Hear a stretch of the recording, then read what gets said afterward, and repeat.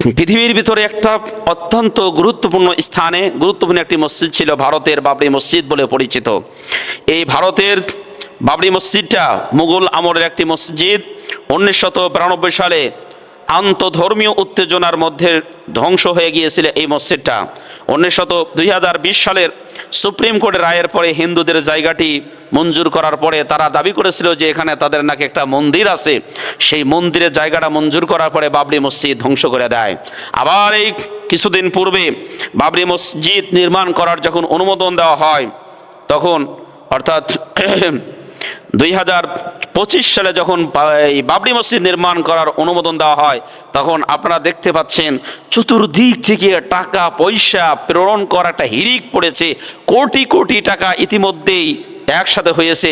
সেখানকার হুমায়ুন কবির নামক একজন ব্যক্তি, তিনি বাবরি মসজিদ করার জন্য পদক্ষেপ গ্রহণ করেছেন। ইতিমধ্যেই প্রায় 80 কোটি টাকার বেশি তার কাছে বিভিন্ন জায়গা থেকে এসেছে। এরপরে একজন ব্যক্তি বলেছে আমি 100 কোটি টাকা দান করব বাবরি মসজিদ নির্মাণ করার জন্য। আলহামদুলিল্লাহ, নবী করিম সাল্লাল্লাহু আলাইহি ওয়াসাল্লাম বলেছেন মান বানা লিল্লাহি মাসজিদান বানাল্লাহু লাহু বাইতান ফিল জান্নাহ। যেই ব্যক্তি আল্লাহ সন্তুষ্টির জন্য একটা মসজিদ তৈরি করবে, আল্লাহ তার জন্য একটি ঘর নির্মাণ করবেন। সম্মানিত ভাইরা আমার, দেখছেন এই ঘোষণা দেওয়ার পরে চতুর্দিক থেকে কি হিন্দু কি মুসলিম কি অমুসলিম সবাই মাথায় করে ইট নিয়ে এসে বাবরি মসজিদের সেখানে একত্রিত করছে। আবার এক মহিলা অনেক টন রড দেওয়ার জন্য প্রস্তুত হয়ে গেছে। আলহামদুলিল্লাহ, স্বতঃস্ফূর্তভাবে বাসা থেকে ভাটা থেকে ইত্যাদি ইত্যাদি জায়গা থেকে তারা রড নিয়ে ইট নিয়ে এসে সেখানে রাখছে, আল্লাহর ঘর মসজিদ তৈরি করবে। সুতরাং ওরা যতই ষড়যন্ত্র করুক মসজিদ ধ্বংস করার জন্য, না, ওরা করতে পারবে না। লক্ষ লক্ষ কোটি কোটি মানুষের ভালোবাসা দিয়ে আবারও বাবরি মসজিদ নির্মিত হবে ইনশাআল্লাহ। সুতরাং যারা মসজিদ ধ্বংস করে ওই সমস্ত ব্যক্তিরা হলো সবচেয়ে বড় জালিম।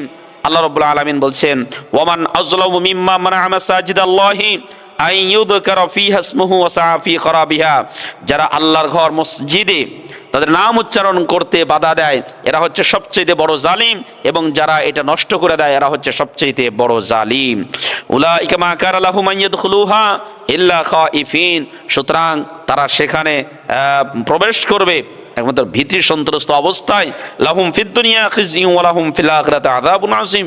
তাদের জন্য সেখানে লাঞ্ছনা রয়েছে, তাদের জন্য অপমান বঞ্চনা রয়েছে। সূরা বাকারা 114 নম্বর পৃষ্ঠা। যেই ব্যক্তি সর্বপ্রথম বাবরি মসজিদ ধ্বংস করেছিল সেই ব্যক্তি পরে ইসলাম ধর্ম গ্রহণ করেছে, নাম হচ্ছে আমের।